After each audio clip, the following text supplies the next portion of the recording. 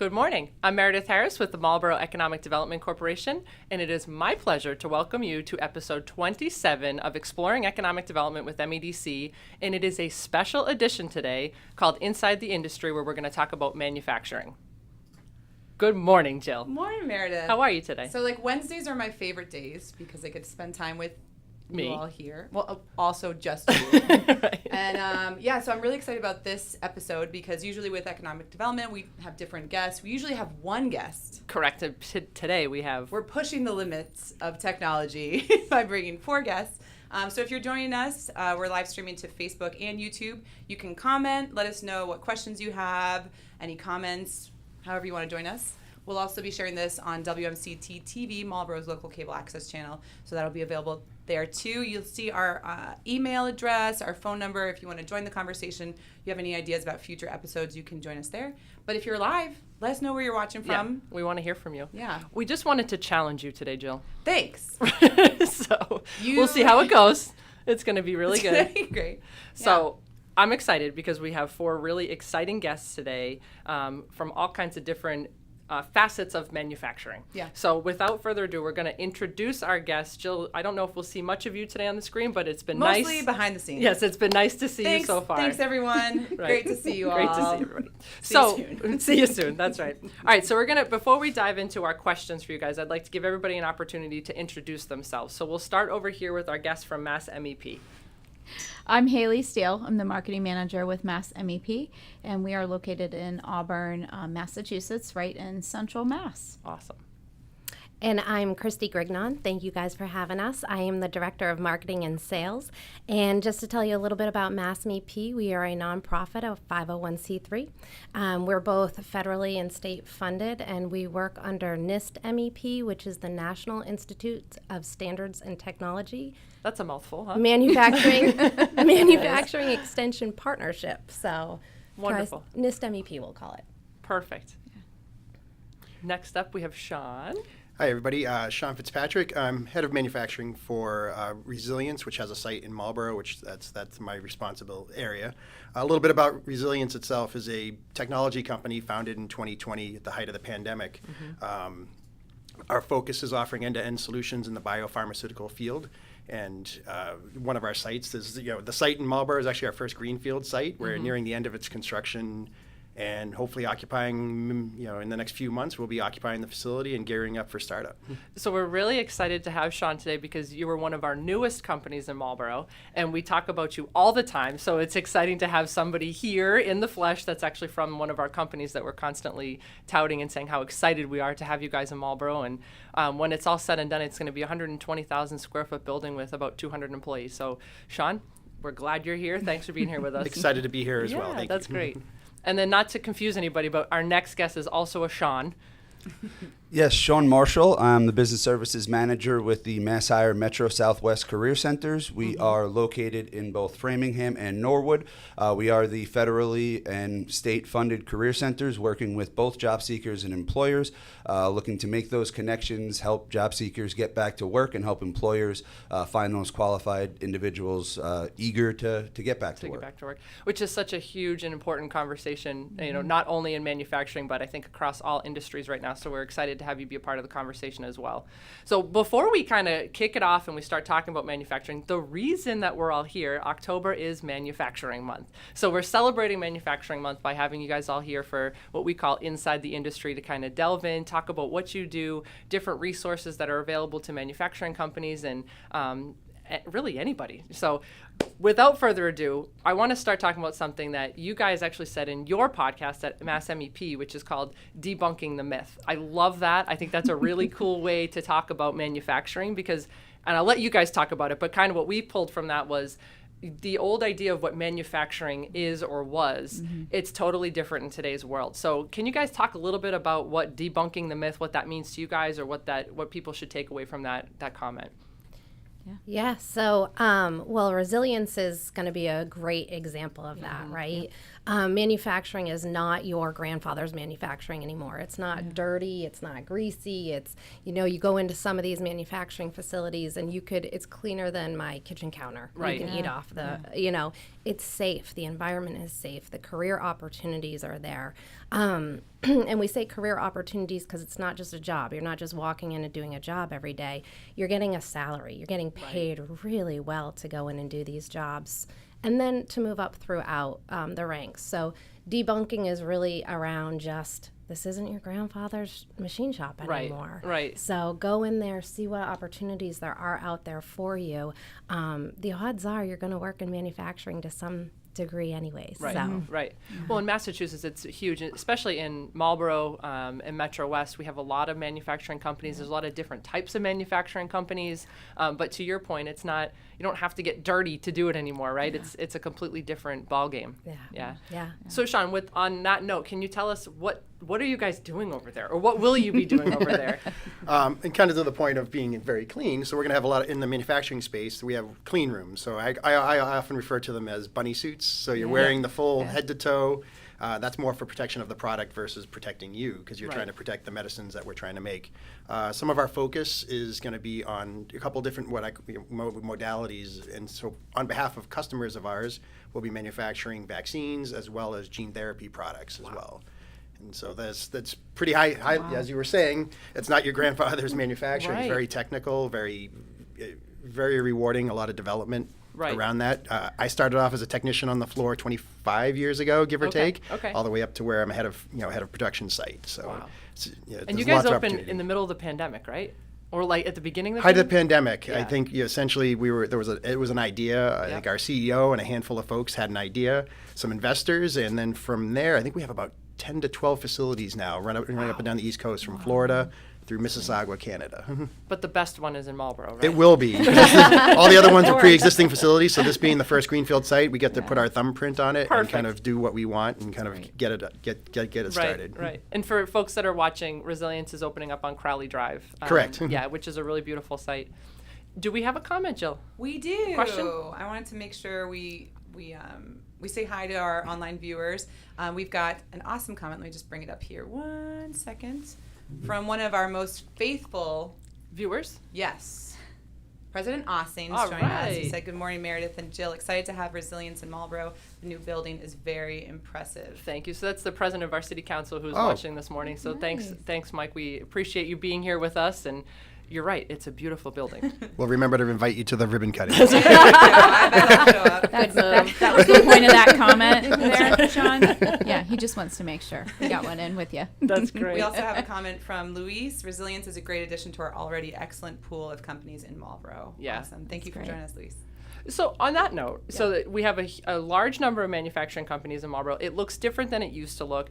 Can we talk a little bit about, now you guys have kind of a statewide perspective, and Shawn also jump in on this as well, but what types of manufacturers are in the Commonwealth? Who's around, and then I guess also what types of resources are available for companies that are looking to come in? Yeah, so Shawn, please jump in on this because you guys work with a ton of them as well, but it's everything. You think about you guys coming in at the height of the pandemic and what we did in Massachusetts with MERT. I mean, we talked about it earlier before the show, how people pivoted to brewing, and distilling and making hand sanitizer. So you've got anything from food to machine shops to technology to, I mean, it's everything here in the Commonwealth. We have some of the best manufacturing around. Yeah, and I was going to echo the resources comment. What's great is we do have so many great manufacturers around, and the state does put an emphasis on the resources available to those employers, specifically manufacturing, to help them grow. Right. Especially with the labor shortage, there's a lot of new resources that are out there now, targeting skill training, whether it's on-the-job training, apprenticeship, organizations such as MassMEP, Mass Biotech Institute. There's a number of different organizations that are out there. A lot of trade groups as well, specific to the resources that work together in conjunction with the state system Sure. to really help leverage all of that. So whether it's the organizations and benefits that are in the Mass BizWorks program to the recruitment tools and events that are happening to help drum up the interest and spearhead it, to the other organizations and events like our summits, the manufacturing summits that pull everybody together to help solve this issue. The states out there, we're helping and we're doing what we can to really help navigate it. So let's open that box, right? So there's Pandora's box. We've Sorry, started guys. to kind of unpack it, but I think it's one of the biggest challenges, correct me if I'm wrong, but one of the biggest challenges that not only manufacturing is experiencing, but industries across the board is staffing, right? So there's, I mean, dare I say we're in a bit of a staffing crisis right now. Can you tell us a little bit about why do you think that's happening? Where did everybody go? That's kind of the question that we all keep asking. I've heard lots of different theories. What do you think? Is that a tough question? It is a very tough question because, like you Right. say, there are a lot of theories. There's a lot of things out there. What I've seen is primarily, especially with a lot of the populations that we'll end up working with, that a lot of people have reevaluated their priorities. So at least initially in the pandemic, and again, how things will change if the recession does hit is yet to be seen. But at the start of the pandemic, you definitely saw people reevaluating what was important, making more work with less, fixing their living situations, etc. There was also the safety issue. So a lot of people did retire early or leave the workforce a little earlier than expected. Right. I have seen reports of that kind of reversing back a little bit, but again, not a significant amount to really make a difference. So part of it is just a shortage of people not being available or able to, whether it's the caring for elders, things like that. So there's a lot of those environmental factors that are also adding to what was already a short labor pool beforehand. In fact, I mentioned the manufacturing summits. That's the whole reason why it got started pre-COVID. Right. Was that there was that shortage, and it was only amplified by COVID and everything that's taken place. Well, and I think it's on all of us, right, at this table to be doing this education of explaining to people what types of jobs are available, you know, what you can do, you know, young women getting involved in the industry, things like that. Shawn, can you tell us a little bit about, so you guys are hiring 200 people to work at the Marlborough location. Right. What types of jobs are available? You know, and I know it's not just manufacturing either, right? There's so many different opportunities available at the company. I've spent a bit of time over my career talking about, I guess, career pathways. Yep. Even the city of Worcester, I live in Worcester, so actually they have an innovation pathways program. So myself and some colleagues went to speak to some high school students at their technical high school that weren't even at their technical high school. They brought in other high school students to talk about the different careers. It's not just manufacturing, but there are other types of roles. Everything that's entry level, so manufacturing, you don't necessarily need a degree for kind of your entry level, kind of foot in the door, maybe certificate type programs.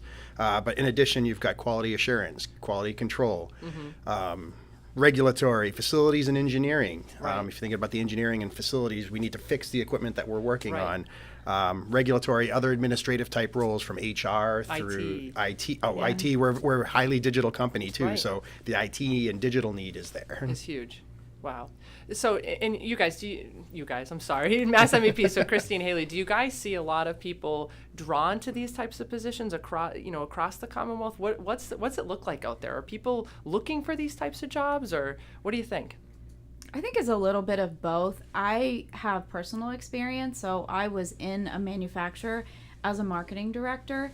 So when we talk about all these other paths and avenues, I don't think people think outside of that box. But I think right now a lot of people are looking like what Shawn said about finding that work-life balance. So if they feel that it's something that maybe they have a passion behind, for example, I know there is a manufacturer who works with, they brought somebody in because she was very detailed in how she made her jewelry on the outside. So she was really good in fine-tuning things and being able to, you know, put beads onto a wire. And so they found that out about her and said, oh, that's great little niche that you have. Let's see how we can make that work with you in manufacturing. And so I think the manufacturers are taking that into consideration now and saying, what's going to be a good fit for them for that work-life balance. So I think it's a little bit of both. It's definitely what, if I just want to get my foot in the door, or if I have a small bit of experience in something. What can I turn it into? Yes, how can this be bigger and better and more, it's more of that buy-in, right. And then there's that loyalty that forms, and then what is the manufacturer giving back to them on the other side of it, and how does this grow together so that they can both be successful. And we talk a lot too on the podcast in general about like school to business, right? And trying to, I guess, groom the next generation of folks that are coming out of school, and how do we get them involved and educate them on what types of opportunities are available. Employers are getting really creative, right? I mean, so a lot of times do you see folks around the state doing different types of programming where they're paying for students to come in and into the company? I mean, you got to be competitive, right? We were just talking before we came live about the hybrid work models and things. What do you guys see around, folks? What are they doing to stay competitive and to keep folks interested? Yeah, so the good news in Massachusetts, there's a lot of money that goes into these programs, which is fantastic. We talked about resources. The ComCorp and the Workforce Training Fund program is huge. Just for incumbent workers, but also additional programs that are going on. One of the programs that we're working with right now is the NEBA program, and the funding comes through the Kessler Foundation. We've done it in Massachusetts. We're doing it in Connecticut now, where it's people with special needs. It's a second chance for them to go out. So we bring them to the manufacturer. We teach them blueprint reading, basic shop math, and then we do job fairs to place those students as well. MassHire is fantastic at this with all of their continuing education programs and what they do. So Shawn, please talk more, but Massachusetts is the state to be in for these types of programs. Yeah. Absolutely. Every region has both not only the career centers, which I work for, but also our workforce boards, which do a lot more regional focus type initiatives, whether a big emphasis on the youth, both in school and out of school, and specifically connecting them to whether it's careers if they're out of school, and getting them in training programs that lead to stable, solid careers at the back end, or again, combining the in-school, doing those programs, connecting with the different high schools with internships, externships, getting the teachers even. We have some grants that are available where teachers can go out during the summer and actually get hands-on experience to bring that back to the schools, and therefore show the kids and promote the new style of, or not the new style of manufacturing, but what manufacturing is now, and get those modern skills to be ready should they want to make that choice to go into that career path. Well, and I know a lot of the technical, it's gone from like vocation, it used to be called vocational schools, now they're called technical high schools. It's totally different focus and, different, again, debunking the myth, different than what it looked like years ago. Absolutely. So there's the new program. It's the acronym CTI, Career Technical. We love acronyms in Massachusetts, Absolutely, right? workforce. It's all acronyms. But with that, all of the vocational schools are all creating programs geared for the adult customer after hours. So not that daytime training, but the evening shifts to make it convenient for their schedule. So while they're working, whether they're underemployed or just unhappy with their job and want a different career path, especially in manufacturing, many of the vocational schools, at least within our region, including here in Marlborough with Assabet Valley, they have welding and a CNC program. Many of the others are starting to do that. So there's a lot of those initiatives for those individuals that, again, it could be really for anybody who's looking to take advantage of it, but those individuals that are underemployed, those CTI initiatives have really done a great job of allowing them an opportunity to get those skills in a trade that's in demand, or just a job that's in demand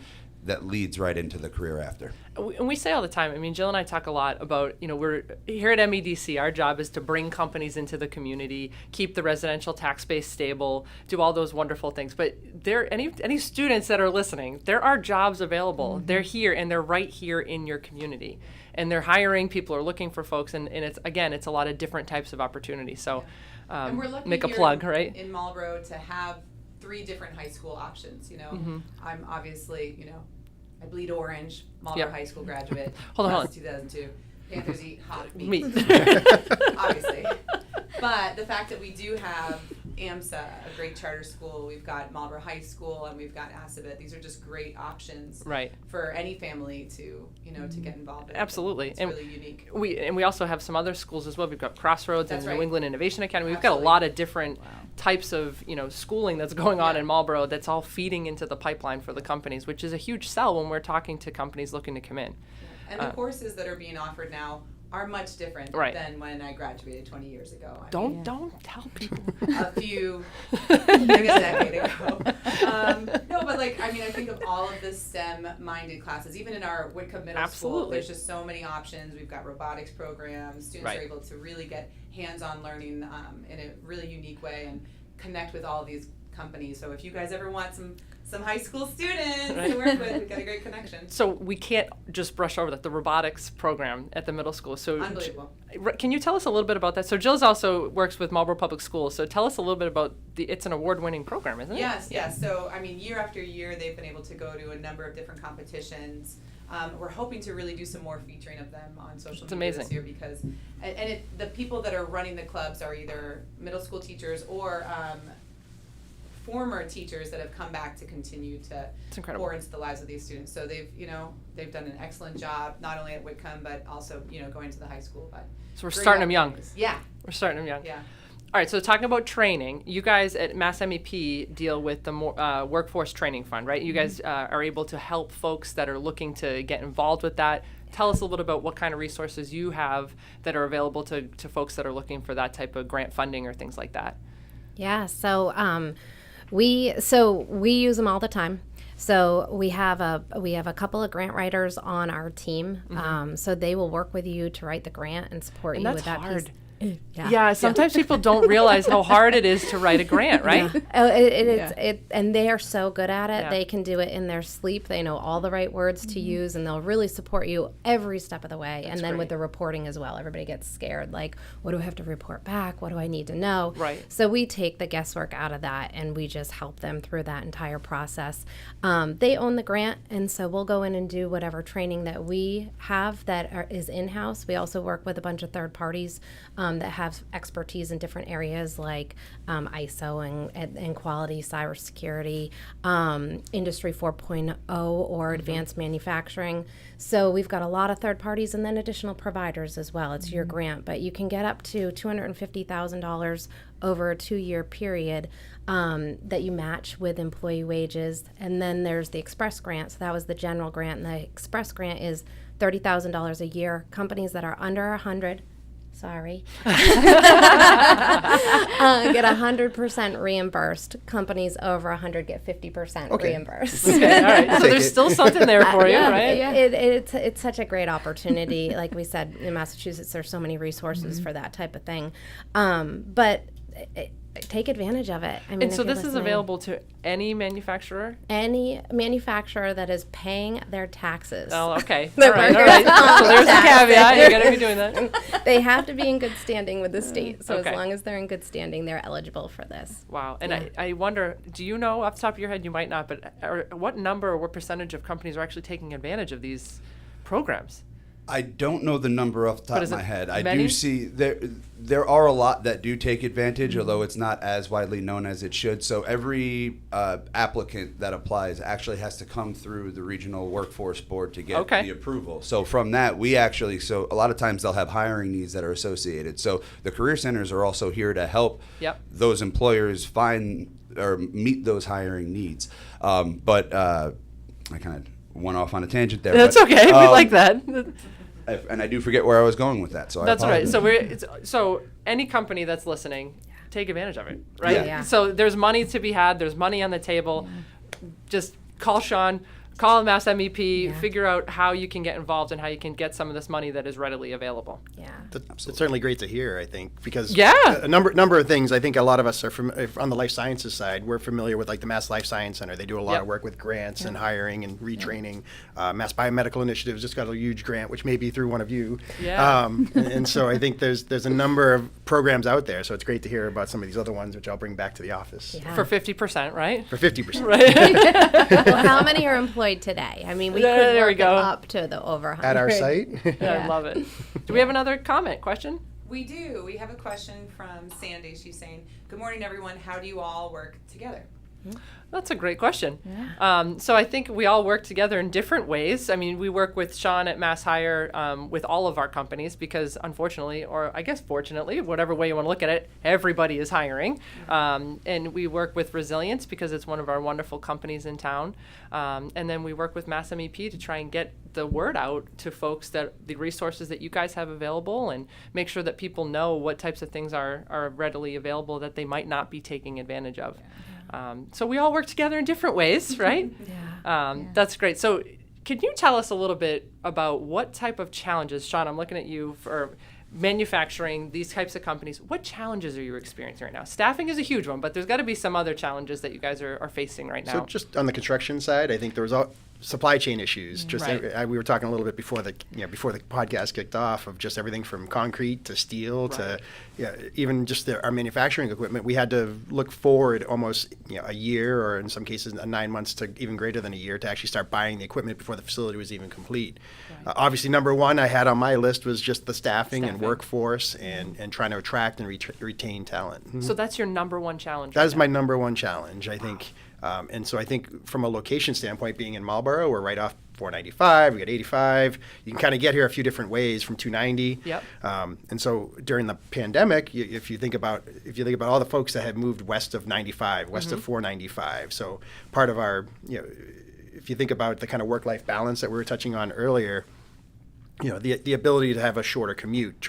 I trucked into Lexington and Cambridge for probably 20 years of my life. And that must not have been fun. No, you're not getting that back. There are times when I was going to Cambridge, I could see the facility that I was working at. But you couldn't get there. I couldn't get there for another 30 minutes. Right. I was just trying to get up over the bridge at the end of Route 2, and it was painful. Wow. And so a commute now for me to get to work is under about 15 to 18 minutes, depending if I go at the start of when ASAPAT's opening up. So I got to go before the start of school or after the start of school. And you guys are in such a great location. You're right on the rail trail. There's a lot of amenities for your employees that are coming in. I mean, those are important things when you're talking about trying to staff your company. People they care about those things, right? Local restaurants, craft breweries, things of that nature. I think just to kind of make it's a livable town, and you can just go right up the road 5 minutes if folks want to have like a happy hour after work or something to that effect. Or there's Apex Center too. We had a few events at Apex as well. Awesome. So escape room, my team escaped. Sorry, my coworkers. And it's more affordable here than it is in other parts of the Commonwealth, right? So, I mean, you can build a brand new facility for a lot less money than you could in Cambridge, and you can find space, and so it's a completely different ball game here, which is why we see a lot of folks bringing some of their manufacturing and different things into this part of the state. So I don't know if anybody has anything to add to that. I mean, do you see a lot more of these bigger facilities coming out this way? Excuse me, sorry, Jill. I did exactly what you tell us not to do. Rookie move. Sorry. But so, again, manufacturing in some of these bigger facilities, you see a lot of it coming west. Is that a trend that you think is going to continue? I think absolutely, and I think Massachusetts has put some emphasis on moving manufacturing west, and with the transportation that we're trying to work on. So I think we will see that more and more over time. And the resources that are moving this direction. So we're saying Marlborough is west, but we've also got the Berkshires and all of that, and there's the Berkshire Innovation Center. So I think we're propping up things to move people this direction, and of course the cost of living, that people want to follow that as well. So I do think we'll see it more and more, and then with the talent shortage as well, I think companies will start. I think you said it, Shawn, from MassHire, that there's just not enough people right now, right? So everybody's having the same challenges to staff. So you've got to start looking at things like automation and, how do we do more with less? Not replacing people, just helping supporting those gaps. So I think, yes, you will see companies move west. And as far as the talent, I think we're going to have to start to see a shift into automation and making things. We hate the word lean because people think we're getting rid of people. there aren't people. We're not getting rid of anybody. Right. So Yeah. I mean, that's really interesting to think about too. I remember when, like the self-checkouts became a thing, the thought of that was kind of crazy. But to your point, if you can't find people to do the jobs, the company, things still need to get done. Yeah. It does allow too. It allows that, again, with going back to the work-life balance with the staffing. You start with these younger programs and these robotics, and Right. it intrigues. It gets them interested in, I can go and do this, and I love working with them. And somebody has to, program the robots to Right. do the job that needs to be done. But then it does offer that opportunity for certain, mother's hours. If Right. somebody can't work those hours, you have a cobot or a robot to do that, but then allow somebody else to come in and be the person that Right. works with that as well. Right. So it opens a lot more doors than, you there's a commercial that's on TV that shows this woman that loses her job and then goes to further herself and for her career, and then goes on to becoming an IT person, and in the picture there's a robot, right? There's University a cobot. of Phoenix, I yeah, think, was and the they commercial. show that. But when we look at that, we kind of go, oh no, not true. Like it's Yeah. one of those myths, right? We're Right. debunking that myth again, Right. where we're saying that's not really the truth behind it, because it allows for you then to excel and further yourself. Right. You're then developing yourself and what you're learning in manufacturing. So it's opening a lot more doors. So there's a lot of ways to look at it. Positive. We don't really see the negative in it. Yeah. We just see positive and moving forward and how it allows more opportunities. Touch on the talent a little bit. Please, Yeah. by all Just means. a couple things that I think we as an industry, whether it's life sciences or manufacturing, is getting after those kids early. Yeah. Yes. Yep. Going into the schools, it's part of industry's responsibility to get out there. I'm on advisory boards for a number of different Yeah. school programs, from community colleges to other retraining programs, and get them while they're young and Yep. kind of gain that interest. Another piece, one of the boards I sit on actually retrains adults, both from immigrants as well as kind of folks coming from a completely different field. And you think about transferable skills. You touched on somebody making jewelry. I hired somebody from a Tiffany company once that manufactured jewelry, but there was very transferable skills. They're used to following procedures. They were used to working in a cleaner environment. I hired folks when Intel had the facility in Westboro. This is many moons ago. I'm dating myself. But maybe 10, 12 years ago, they had shut down a facility. These were folks that were used to working in an actual clean room making chips. And so we were able to they went through a retraining program at WPI. WPI actually has a nice biomanufacturing center that Intel did what they could do to retrain some of their folks. We hired a number of folks out of those programs. So you're saying the possibilities are endless, right? Like anybody that's watching this, even if you're looking for a change in career or, reach out, get involved, figure out what type of opportunities are out there, because there are great opportunities right in your backyard, right? Absolutely, and many of them at no cost. Again, Right. with the funding Yeah. that's out there, to reiterate that in a lot of the programs, the funding is available for you to take advantage of. Eligibility requirements may change depending upon the program and so forth, but with the amount that's out there, there's opportunities pretty much for most out there to be able to take advantage of it. Right, So. right.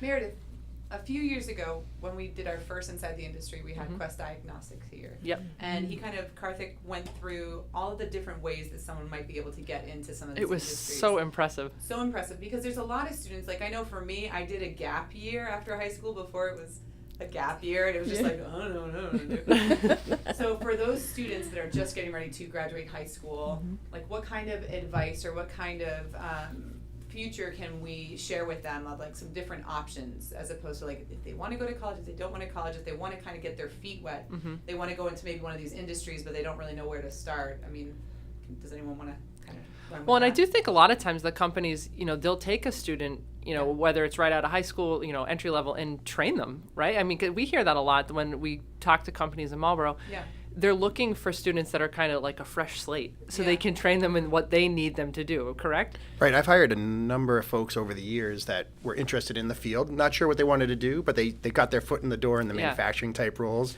and had them be very successful moving into quality roles or even continuing their education. Because a lot of times you're on a shift, and most biotech companies have pretty generous tuition reimbursement or educational Right. assistance to really help foster that. So on their days off, they're taking 2 or 3 classes and continuing their education, and they move into other roles on the science side, process engineering. And so people kind of get their foot in the door and then kind of figure out, sometimes some folks will stay in that I guess, that lane of manufacturing, but in other cases, there's so many opportunities across the board that the opportunities, as you mentioned, are endless. Right, right. Yeah, we call it the other 4-year degree program, apprenticeships. You gotta talk about apprenticeships when we talk about this. It really is, and what you're saying, Shawn, I'm about to send my daughter to college and the debt is like overwhelming, and I keep saying, are you sure you don't want to go? They're going to pay for you to go to college. So many manufacturers have tuition reimbursement. Take advantage of it. Make money while you're going to school. Don't have the debt, and the career pathways are endless. So parents out there, it's not a bad job. Right. But That's what I did. I was on the 20-year plan. I finished my degree in 2014. I was 20 years. I waited till I, go back to school, have kids, and then all of a sudden I'm like, I got to finish my degree just for my own sake. It's such an important point to make, though. I mean, I wish somebody had said that to me. Yeah. Right. I mean, I'm still paying my student loans, and you think about it, and it's like I guess I didn't realize at the time what types of opportunities were available. So we've tried to make a huge point every time we're doing these to let students and parents know that this type of stuff is available, and don't be afraid to get involved, or don't be afraid to ask the question, right? Yeah. Yeah, That's awesome. I was going to quickly echo just with the Registered Apprentice program. It's not just for your standard trades. There, especially in the manufacturing, employers around this area, just in Massachusetts, are starting to be able to leverage that into long-term training programs. I'm working with one down in Walpole that has 2 individuals started, didn't complete their degrees, but they started and are now starting their 2nd year of the apprenticeship. With each year, they get a raise, they get new skills gained, they get mentorship that help them, and they have organizations within the MassHire system and just the workforce system that are helping them navigate that process, helping them find the training through the many providers that are out there.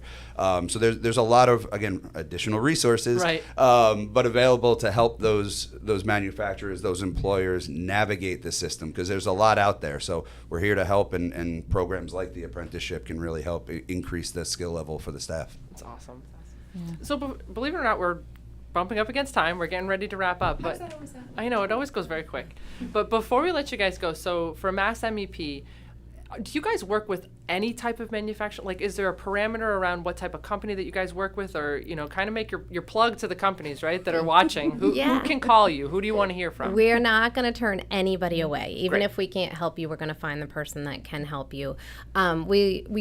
Our mission for NIST MEP is to work with small to medium-sized manufacturers, help them grow and be more profitable. So really, I say our sweet spot's anywhere from 10 to 250 employees. So we go off of employees, but like I said, we're not going to turn anybody away. That's great. And you guys are able to offer all kinds of assistance. They've got a wonderful podcast. We're going to be in competition with their podcast because it's really great, but a lot of really good information. Thanks. We'll put it in the description of this YouTube Absolutely. video. No, but just a wealth of information for our manufacturing companies in the Commonwealth, and you guys do incredible, things at MassMEP. So thank you so much for joining us, and we really hope that some of our manufacturers will get involved with you guys, and if I'm sure a lot of them are already, but some more. And then resilience, if you guys, anybody who's looking for a job that's in Marlborough, you guys are hiring, so we'd love to send people your way, right? Yeah, we certainly have a careers page. Certainly look us Perfect. up. We have a couple of sites in Massachusetts, one in Alston Landing, and then also the one in Marlborough, which I'm, a little, I'm a little biased because that's my facility and it's close to home. So certainly look us up on the page. Certainly, my name's Shawn Fitzpatrick. Find me on LinkedIn, and you can look me up, and I'm more than happy to kind of chat with folks. So. That's great. That's great.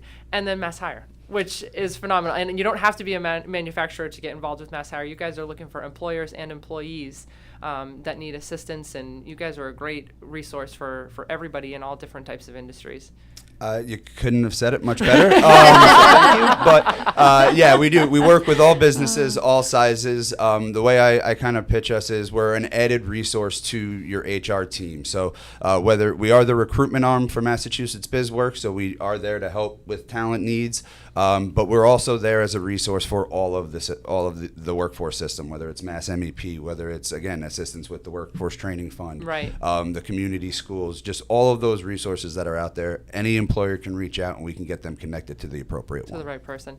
And you guys you're doing job fair. We're back doing job fairs, right? Thank you for that plug. I almost Right? forgot. We're going to be at the Natick Senior Community Center actually tomorrow, October 6th, from 10 to 12. There's about 18 employers that'll be there, some manufacturers as well that'll be there. So come on down and just bring a resume, and we'd love to have you. That's awesome. That's awesome. Well, it's been fun. I'm excited about Manufacturing Month. I've never been more excited about No, honestly, like what you guys have shared, I can't wait to be able to share all of this content, all this feedback with our high schoolers in Marlborough High. I think, we've got a ton of different classes that I think would really appreciate this. So students, pay attention. There's lots of opportunities right in your backyard. Right. That's yeah. the theme. Yeah. That's the theme today. And debunking the myth. I love that. I love the idea of debunking the myth that it's not what it used to be. So basically, don't be afraid of it. Yeah. Right. So with all that being said, thank you all so much for joining us today. Thank you for watching, and we look forward to seeing you for next month, which will be episode 28. Have a wonderful Wednesday.